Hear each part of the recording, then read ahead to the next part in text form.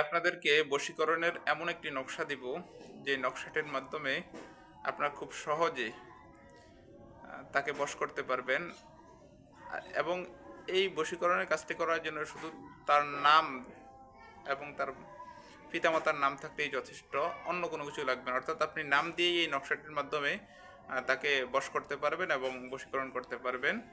নকশাটি স্ক্রিনে দেওয়া আছে। আমি কিভাবে লিখবেন এবং নকশাটি কীবারে লিখবেন আমি বৃত্তান্ত বলে দেব এবং কিভাবে ব্যবহার করবেন।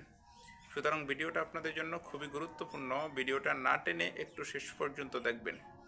ভিডিওটি শুরু করার আগে ছোট্ট একটু অনুরোধ করব, আপনি যদি এই ভিডিওটি আমার ইউটিউব চ্যানেল থেকে দেখে থাকেন তাহলে চ্যানেলটিকে সাবস্ক্রাইব এবং ফেসবুক পেজ থেকে দেখে থাকলে পেজটিকে ফলো দিয়ে রাখবেন নিয়মিত এমন গুরুত্বপূর্ণ ভিডিও পাওয়ার জন্য।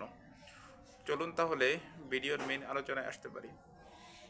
দর্শক, স্ক্রিনে আপনি যে নকশাটি দেখতে পাচ্ছেন এই নকশাটি হচ্ছে বশীকরণের একটি গুরুত্বপূর্ণ নকশা। এই নকশাটির মাধ্যমে খুব সহজে আপনি কোনো লোককে বশীকরণ করতে পারবেন।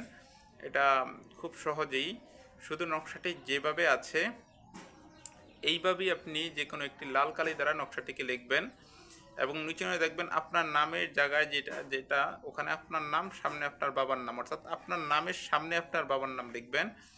তারপরে মেয়ের নাম যেখানে, ওখানে মেয়ের নাম এবং মেয়ের বাবা অথবা মেয়ের মা দুজনের যে কোনো একজনের নাম লিখবেন। দুইজনের নাম না, দুইজনের ভিতরে যে কোনো একজনের নাম লিখবেন। লেখার পরে নকশাটিকে তাবিজের মতো সুন্দর করে মুড়িয়ে, অর্থাৎ তাবিজ যেভাবে পেঁচা এভাবে মুড়িয়ে একটি লাল কালার সুতা দ্বারা তাবিজটিকে বাঁধবেন, অর্থাৎ নকশাটিকে ভালো করে বাঁধবেন। একটা তাবিজের মতো করে লাল রঙের সুতা দ্বারা তাবিজটিকে বাঁধবেন।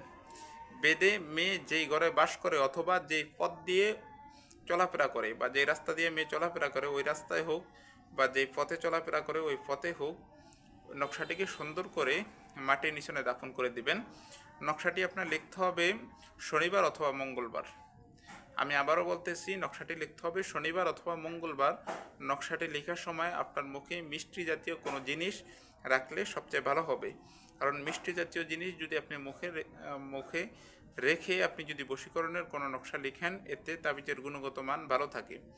আরেকটা জিনিস, এই নকশাটি লেখার সময় যেহেতু আমি তদবিরটি দিয়েছি এবং টোটকাটি যেহেতু আমি দিয়েছি, অবশ্যই আমাকে একটু কল দিয়ে, স্ক্রিনে আমার হোয়াটসঅ্যাপ নাম্বার আছে, ইমো নাম্বার আছে, হোয়াটসঅ্যাপে অথবা ইমোতে আমাকে কল দিয়ে আমার থেকে একটু অনুমতি নিয়ে নেবেন এবং কষ্ট করে আমার যে চ্যানেল থেকে এই ভিডিওটি দেখতেছেন বা যে পেজ থেকে আমার এই ভিডিওটি দেখতেছেন চ্যানেলটিকে সাবস্ক্রাইব করে দিবেন এবং পেজটিকে ফলো দিয়ে দিবেন। তাহলে মনে করবেন যে আমি আপনাকে অনুমতি দিয়ে দিয়েছি। তবে আপনাদেরকে বলি, আপনার যে ভিডিওই দেখেন ভিডিওটি একটু পরিপূর্ণ বুঝবেন। প্রয়োজনে আমার সাথে যোগাযোগ করে নাম্বারে একটু পরিপূর্ণ বুঝে তারপরে কাজ করবেন।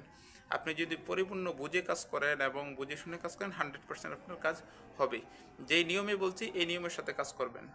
আমার কোনো কথা বুঝতে সমস্যা হলে স্ক্রিনের নাম্বারে আমার সাথে কল দিয়ে যোগাযোগ করে বুঝে নেবেন অথবা আমাকে কমেন্ট করবেন অথবা ফেসবুক পেজে গিয়ে, ফেসবুক পেজের লিঙ্ক ডিসক্রিপশন বক্সে দেওয়া আছে, ওখান থেকে গিয়ে আমাকে মেসেঞ্জারে যোগাযোগ করবেন, আমি অবশ্যই আপনাকে রিপ্লাই দেব। ধন্যবাদ, ভালো থাকুন, দেখা হবে পরবর্তী ভিডিওতে। আসসালামু আলাইকুম রহমতুল্লাহ।